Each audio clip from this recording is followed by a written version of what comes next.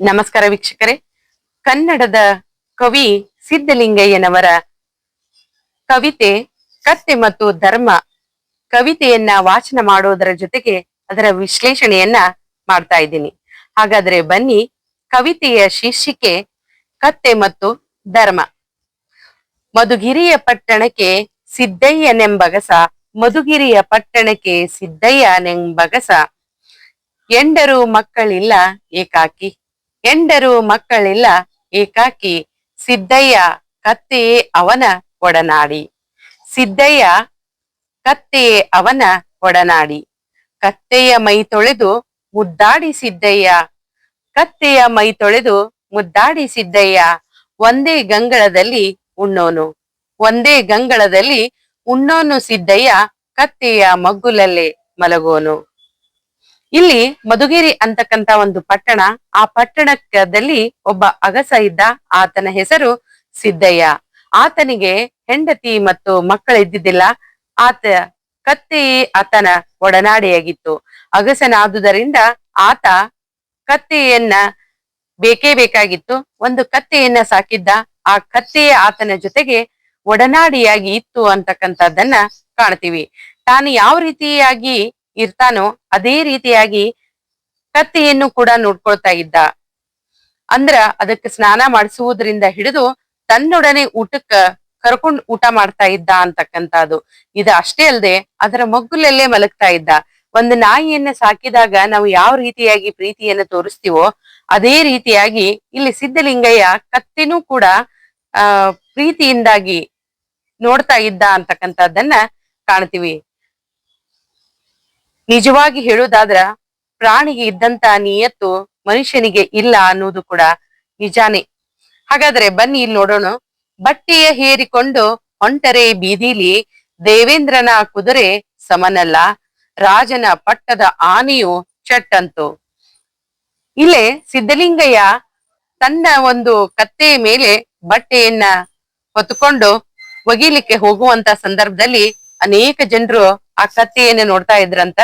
ಅದಕ್ ಜೊತೆಗೆ ಹೇಳ್ತಕ್ಕಂಥದ್ದು ಏನು ಅಂತ ಅಂದ್ರ, ದೇವೇಂದ್ರನ ಕುದುರೆಗೆ ಆ ಕತ್ತೆ ಸಮನಾಗಿತ್ತು ಅಂತಕ್ಕಂಥದ್ದು. ಜೊತೆಗೆ ರಾಜನ ಪಟ್ಟದ ಆನೆ ಕೂಡ ಚಟ್ಟಂತು, ಅಂದ್ರ ಆನೆಗಿಂತನೂ ಕೂಡ ಈ ಕತ್ತೆ ಹಿರಿದಾಗಿತ್ತು ಅಂತಕ್ಕಂತ ವಿಚಾರವನ್ನ ಇಲ್ಲೇ ಸಿದ್ಧಲಿಂಗಯ್ಯನವರು ಅಭಿವ್ಯಕ್ತಪಡಿಸ್ತಕ್ಕಂಥದ್ದನ್ನ ಕಾಣ್ತೀವಿ. ಇಲ್ಲೇ ಕತ್ತೆಯನ್ನ ಕುದುರೆಯಾಗಿ ಜೊತೆಗೆ ಆನೆಗೆ ಸರಿಸಮನಾಗಿ ಬಿಂಬಿಸ್ತಕ್ಕಂತ ಒಂದು ವಿಶಿಷ್ಟವಾದಂತ ಬರವಣಿಗೆ ಶೈಲಿಯನ್ನ ಕಾಣ್ತೀವಿ. ಸಿದ್ದಯ್ಯನ ಸಾಕು ಮಗಳು ಕತ್ತೆ ಅನ್ನೋ ಸುದ್ದಿ, ಸಿದ್ದಯ್ಯನ ಸಾಕು ಮಗಳು ಕತ್ತೆ ಅನ್ನೋ ಸುದ್ದಿ ಊರ ಬಾಯಿಗೆ ಎಲೆ ಅಡಿಕೆ, ಸಿದ್ದಯ್ಯ ಕತ್ತೆ ಬಿಟ್ಟಿರಲಾರ ಅರೆಗಳಿಗೆ. ಇಲ್ಲೇ ಸಿದ್ದಯ್ಯ ಕತ್ತೆಯೊಂದಿಗೆ ಇರ್ತಕ್ಕಂತ ಅನ್ಯೂನ್ಯತೆಯನ್ನ ಗಮನಿಸಿದ ಊರ ಜನರು ಸಿದ್ದಯ್ಯನ ಮಗಳು ಕತ್ತೆ ಅಂತ ಕರಿತಕ್ಕಂಥದ್ದನ್ನ ಕಾಣ್ತಾ ಹೋಗ್ತೀವಿ.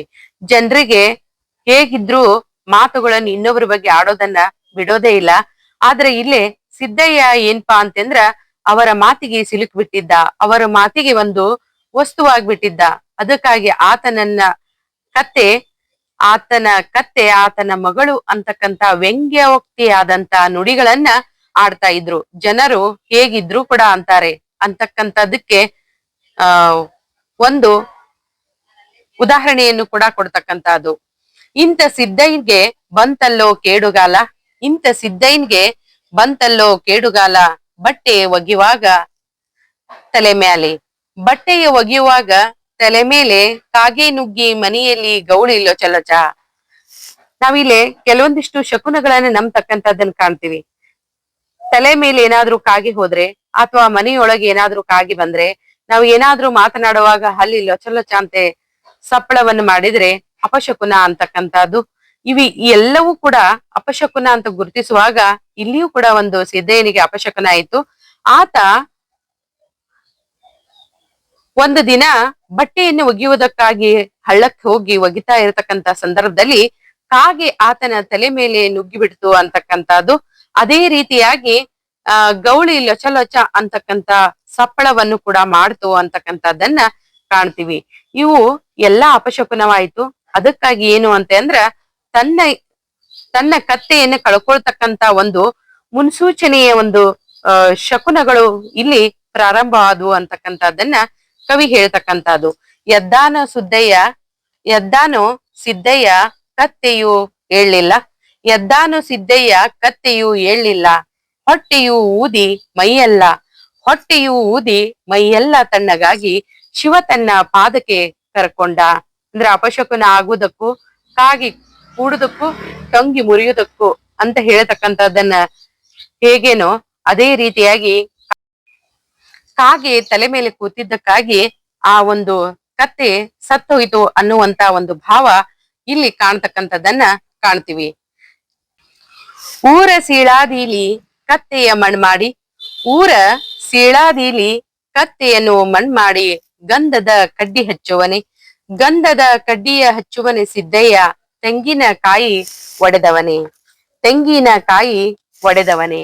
ಇಲ್ಲೇ ಸಿದ್ದಯ್ಯನಿಗೆ ಆತನಿಗೆ ಕತ್ತೆಯೇ ದೇವರಾಗಿತ್ತು ಅಂತಕ್ಕಂಥದ್ದನ್ನ ಕಾಣ್ತೀವಿ. ಜೊತೆಗೆ ಅದರ ಆತನ ಒಡನಾಡಿಯಾಗಿರುವುದರಿಂದಾಗಿ ಮನುಷ್ಯರನ್ನ ಎಷ್ಟು ಯಾವ ರೀತಿಯಾಗಿ ಪ್ರೀತಿಸ್ತಾರೋ ಅದೇ ರೀತಿಯಾಗಿ ಸಿದ್ದಯ್ಯ ಇಲ್ಲೇ ಕತ್ತೆಯನ್ನು ಪ್ರೀತಿಸ್ತಾ ಇದ್ದ. ಅದಕ್ಕಾಗಿ ಕತ್ತೆಯನ್ನ ಮಣ್ಣು ಮಾಡಿ ಅಲ್ಲಿ ಏನಪ್ಪಾ ಅಂತಂದ್ರ ಪೂಜೆಯನ್ನು ಮಾಡ್ತಕ್ಕಂಥದ್ದು, ಉದಿನ ಕಡ್ಡಿಯನ್ನು ಬೆಳಗ್ತಕ್ಕಂಥದ್ದನ್ನ ಕಾಣ್ತೀವಿ.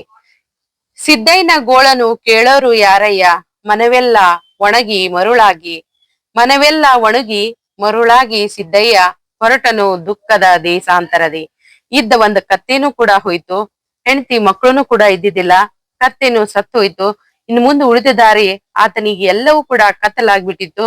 ದೇಶಾಂತರವಾಗಿ ಸಿದ್ದಯ್ಯ ಹೋಗ್ಬಿಟ್ಟ ಅಂತಕ್ಕಂಥದ್ದನ್ನ ಇಲ್ಲೇ ಕವಿ ಹೇಳ್ತಕ್ಕಂಥದ್ದು. ವ್ಯಾಪಾರ ಕೊಂಟಿದ್ದ ದೂರದ ಜಯಶೆಟ್ಟಿ ನೋಡಿ ಸಿದ್ದಯ್ಯಗನ ಪೂಜೆ, ಬಂದೀಲಿ ಕೈ ಮುಗಿದು ಒಂಟನು ವ್ಯಾಪಾರಕ್ಕೆ. ಸಿದ್ದಯ್ಯ ಇಲ್ಲೇ ಕತ್ತೆಯನ್ನ ಮಣ್ ಮಾಡಿ ಅಲ್ಲಿ ಏನ್ ಮಾಡಿದ್ದ ಅಂತಂದ್ರ ಗೋರಿಯನ್ನ ಅಲ್ಲಿ ಒಂದು ಕತ್ತೆಯನ್ನು ಮಣ್ ಮಾಡಿದ್ದ, ಮಾಡಿ ಅಲ್ಲಿ ಉದಿನ ಕಡ್ಡಿಯನ್ನು ಹಚ್ಚಿ ಹೋಗಿದ್ದ. ಅದೇ ಮಾರ್ಗವಾಗಿ ಒಬ್ಬ ವ್ಯಾಪಾರಿ ಹೊಂಟಿದ್ದ ಜಯಶೆಟ್ಟಿ ಅಂತ ಹೇಳಿ, ಅವನು ಏನ್ ಮಾಡಿದ ಅಂತಂದ್ರ ಅಲ್ಲಿ ಬಂದು ದೇವ್ರು ಅಂತ ತಿಳ್ಕೊಂಡು ಅದಕ್ಕೆ ನಮಸ್ಕರಿಸಿ ವ್ಯಾಪಾರಕ್ಕ ಹೊರಡ್ತಕ್ಕಂಥದ್ದನ್ನ ಕಾಣ್ತೀವಿ. ಶೆಟ್ಟಿಗೆ ಆವತ್ತು ಪ್ಯಾಟೇಲಿ ಸೌಭಾಗ್ಯ, ಬೆಳ್ಳಿಯ ಅಳ್ಕೊಂಡು ಬಳಬಳ, ನಮ್ಮ ಶೆಟ್ಟಿ ಬಂಗಾರ ಬಾಚಿಕೊಂಡು ಚೀಲ ಚೀಲ. ಬೆಳ್ಳಿಯನ್ನ ಅಳ್ಕೊಳ್ತಕ್ಕಂಥದ್ದು, ಬಂಗಾರವನ್ನ ಬಾಚ್ಕೊಳ್ತಕ್ಕಷ್ಟು ಲಾಭ ಜಯಶೆಟ್ಟಿಗೆ ಆಗ್ತಕ್ಕಂಥದ್ದನ್ನ ಕಾಣ್ತೀವಿ. ಮುಂದೆ ಏನಾಗತ್ತ ಅನ್ನತಕ್ಕಂಥದ್ದನ್ನ ನೋಡಿ. ಹಾಗಾದ್ರೆ ಮನೆಗ್ ಹೋಗೋ ದಾರಿಲಿ ಶೆಟ್ಟಿ ಗೋರಿಯ ಮುಂದೆ, ಮನೆಗ್ ಹೋಗೋ ದಾರಿಯಲ್ಲಿ ಶೆಟ್ಟಿ ಗೋರಿಯ ಮುಂದೆ, ಕೈ ಮುಗಿದು ಬಿದ್ದು ನಮಸ್ಕಾರ, ಕೈ ಮುಗಿದು ಬಿದ್ದು ನಮಸ್ಕಾರ, ಮಾಡಿಕೊಟ್ಟ ದೇವರ ಕಂಬ ಅದಕ್ಕೆಣ್ಣೆ, ಮಾಡಿಕೊಟ್ಟ ದೇವರ ಕಂಬ ಅದಕ್ಕೆಣ್ಣೆ. ಆತನಿಗೆ ಲಾಭವಾಗಿರುವುದರಿಂದಾಗಿ ಆತ ಏನ್ ಮಾಡಿದ ಅಂತಂದ್ರೆ ಒಂದು ದೇವರ ಕಂಬವನ್ನ ಮಾಡಿ ಅಲ್ಲೇ ಎಣ್ಣೆಯನ್ನು ಹಾಕುವುದಕ್ಕ ವ್ಯವಸ್ಥೆಯನ್ನು ಮಾಡಿದ ಜಯಶೆಟ್ಟಿ ಅಂತಕ್ಕಂಥದ್ದು.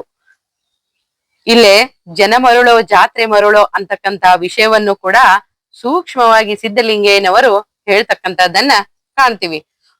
ಊರೂರು ಸುದ್ದಿಲಿ ಜನಕ್ಕೆ ಭಕ್ತಿಯು ಹುಟ್ಟಿ, ಊರೂರು ಸುದ್ದಿಲಿ ಜನಕ್ಕೆ ಭಕ್ತಿಯು ಹುಟ್ಟಿ, ಸೇರಿತು ಪರುಸೆ ಗೋರಿದೇವರ, ಸೇರಿತು ಪರುಸೆ ಗೋರಿದೇವರ, ಹೆಸರೇಲಿ ಗುಡಿಯೊಂದು, ಹೆಸರೇಲಿ ಗುಡಿಯೊಂದು ನಿಂತಿತ್ತಲ್ಲೋ ಮುಗಿಲದ್ದು.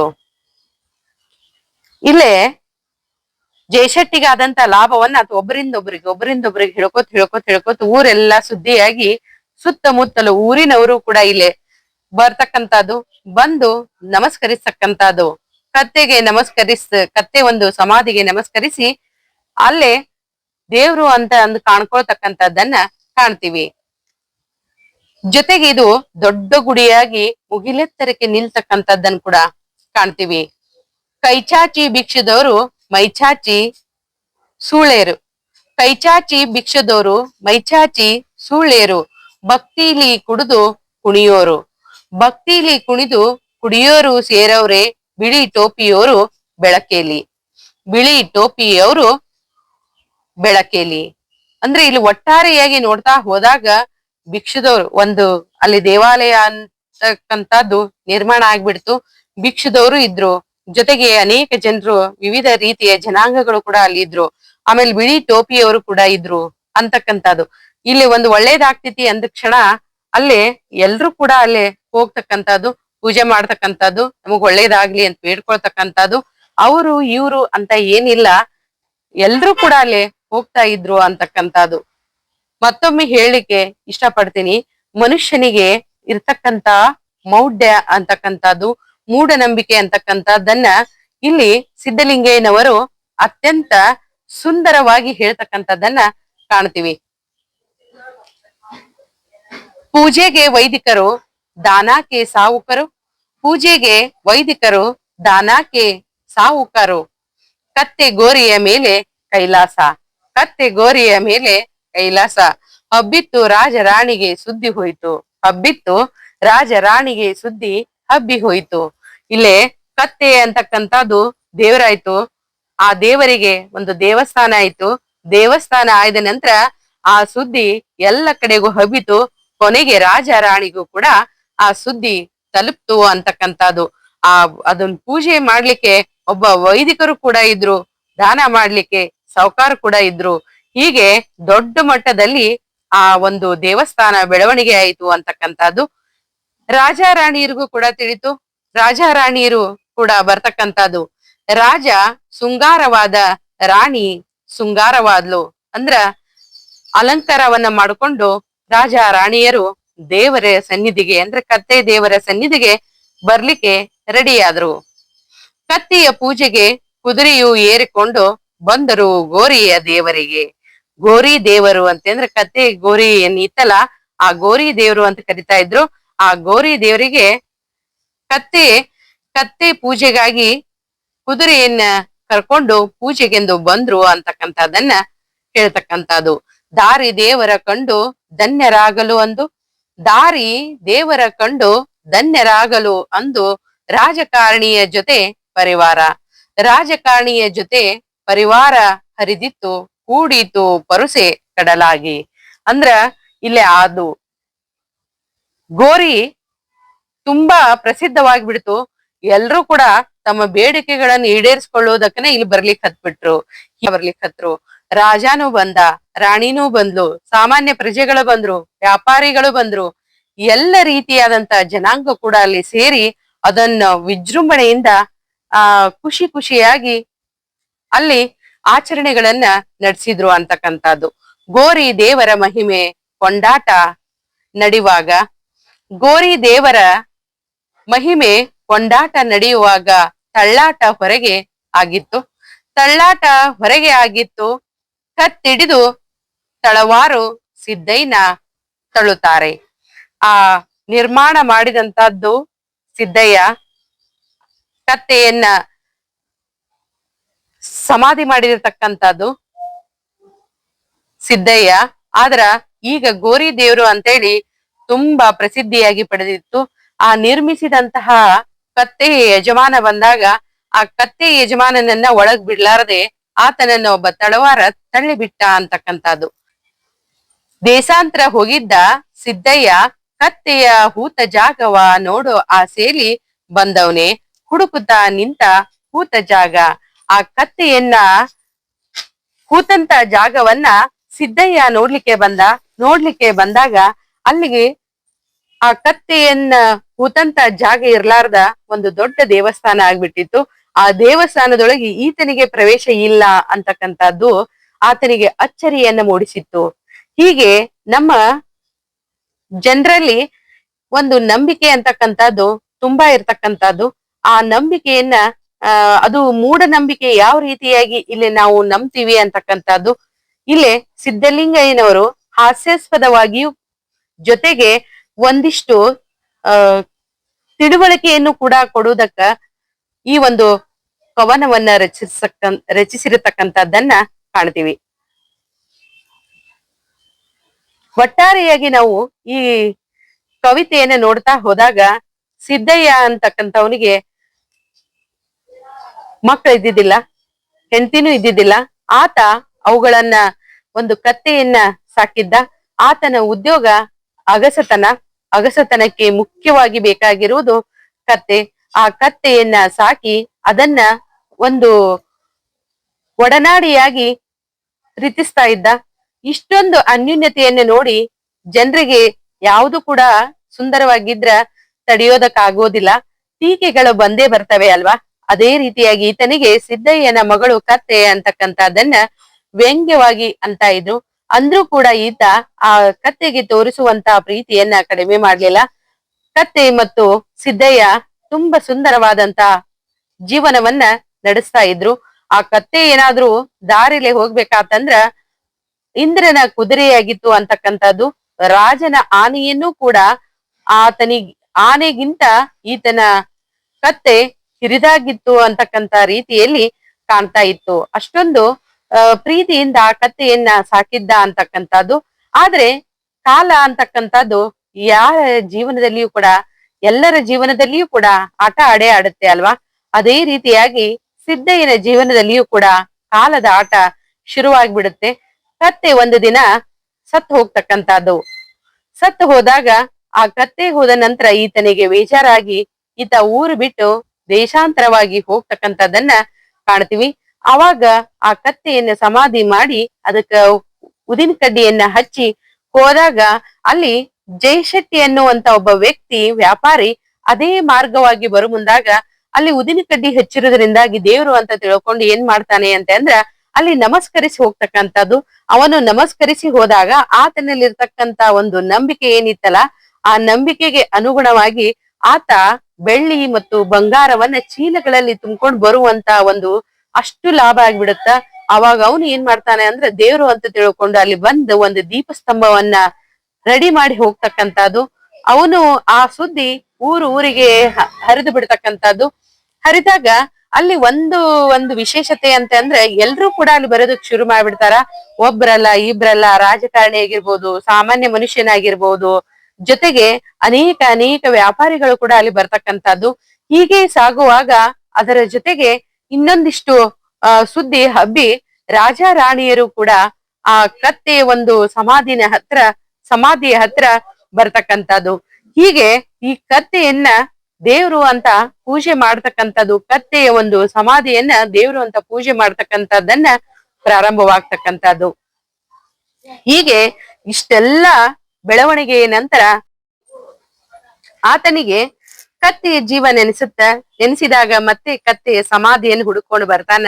ಬಂದಂತ ಕ್ಷಣಗಳಲ್ಲಿ ಅಲ್ಲಿ ಆಗಿರುವುದೇ ಬೇರೆ ಆಗಿರುತ್ತ. ಅಲ್ಲಿ ಏನಾಗಿರುತ್ತ ಅಂದ್ರ ಕತ್ತೆಯ ಸಮಾಧಿ ಹೋಗಿ ಒಂದು ದೇವಸ್ಥಾನ, ಮುಗಿಲೆತ್ತರಕ್ಕೆ ಬೆಳೆದಂತ ದೇವಸ್ಥಾನ ಆಗ್ಬಿಟ್ಟಿರುತ್ತ. ಅದನ್ನ ನೋಡಿ ಆಶ್ಚರ್ಯಚಕಿತನಾಗ್ತಾನ. ಹೋಗ್ಬೇಕು ಅಂತ ಒಳಗ್ ಹೋಗ್ಬೇಕು ಅಂತ ಪ್ರಯತ್ನ ಪಟ್ರೆ ತಳವಾರನೊಬ್ಬನು ಈತನನ್ನ ಹೊರಗೆ ನೂಗ್ತಕ್ಕಂಥದ್ದು. ಕತ್ತೆಯ ಒಂದು ಸಮಾಧಿಯನ್ನ ನಿರ್ಮಾಣ ಮಾಡಿದವನೇ ಸಿದ್ದಯ್ಯ ಆಗಿರ್ತಾನೆ. ಆದ್ರ ಅಂತವನಿಗೆ ಒಳಗೆ ಹೋಗ್ಲಿಕ್ಕೆ ಪ್ರವೇಶ ಸಿಗೋದಿಲ್ಲ ಅಂತಕ್ಕಂಥದ್ದನ್ನ ಕಾಣ್ತೀವಿ. ಈ ರೀತಿಯಾಗಿ ಮನುಷ್ಯನಲ್ಲಿ ಜನ ಮರಳೋ ಜಾತ್ರೆ ಮರಳೋ ಅನ್ನೋ ರೀತಿಯಲ್ಲಿ ನಮ್ಮಲ್ಲಿ ಇರ್ತಕ್ಕಂತಹ ಕೆಲವೊಂದಿಷ್ಟು ಮೂಢನಂಬಿಕೆಗಳು ಎಲ್ಲಿವರೆಗೆ ಹೋಗುತ್ತಾ ಅಂದ್ರ ಒಂದು ದೇವಸ್ಥಾನವನ್ನ ಕಟ್ಟುವರೆಗೆ ಹೋಗುತ್ತಾ. ಕಟ್ಟಿ ಏನ್ಪಾ ಅಂದ್ರ ಮೂಢನಂಬಿಕೆಗಳನ್ನ ಕೆಲವೊಂದು ಸರ್ಗಿ ಅನಾವರಣಗೊಳಿಸ್ತಕ್ಕಂಥದ್ದನ್ನ ಕಾಣ್ತೀವಿ ಅನ್ನೋದ. ಇಲ್ಲಿ ಸಿದ್ಧಲಿಂಗಯ್ಯನವರು ಜನ ಮರಳೋ ಜಾತ್ರೆ ಮರಳೋ ಅಂತಕ್ಕಂತ ವಿಚಾರವನ್ನ ತುಂಬಾ ಸುಂದರವಾಗಿ ಈ ಕವಿತೆಯಲ್ಲಿ ಅಭಿವ್ಯಕ್ತಪಡಿಸಿರ್ತಕ್ಕಂಥದ್ದನ್ನ ಕಾಣ್ತೀವಿ. ಒಂದು ಕತ್ತೆಯ ಸಮಾಧಿಯನ್ನ ಮುಗಿಲೆತ್ತರಕ್ಕೆ ದೇವಸ್ಥಾನವನ್ನ ಮಾಡಿ ಪೂಜಿಸ್ತಕ್ಕಂಥದ್ದು ಇದು ಒಂದು ಮೌಢ್ಯನೋ ಅಥವಾ ನಂಬಿಕೆನೋ ಅಂತಕ್ಕಂತ ವಿಚಾರವನ್ನ ಇಲ್ಲಿ ನಾವು ಚಿಂತನಾಶೀಲರಾಗಿ ವಿಚಾರಿಸ್ಬೇಕು ಅನ್ನೋದನ್ನ ಕವಿತೆಯ ಮೂಲಕ ಹೇಳ್ತಕ್ಕಂಥದ್ದನ್ನ ಕಾಣ್ತೀವಿ. ಇಂಥ ಕವಿತೆಯನ್ನ ರಚಿಸಿದ ಸಿದ್ಧಲಿಂಗಯ್ಯನವರಿಗೆ ಅನಂತ ಧನ್ಯವಾದಗಳನ್ನ ಹೇಳ್ತಾ, ಇಲ್ಲಿಯವರೆಗೆ ಈ ಕವಿತೆಯ ಸಾರಾಂಶವನ್ನ ಆಲಿಸಿದ ಎಲ್ಲ ಸಹೃದಯಿಗಳಿಗೆ ಅನಂತ ಧನ್ಯವಾದಗಳು. ಮತ್ತೊಂದಿಷ್ಟು ವಿಚಾರಗಳ ಮೂಲಕ ಮತ್ತೆ ಭೇಟಿಯಾಗೋಣ.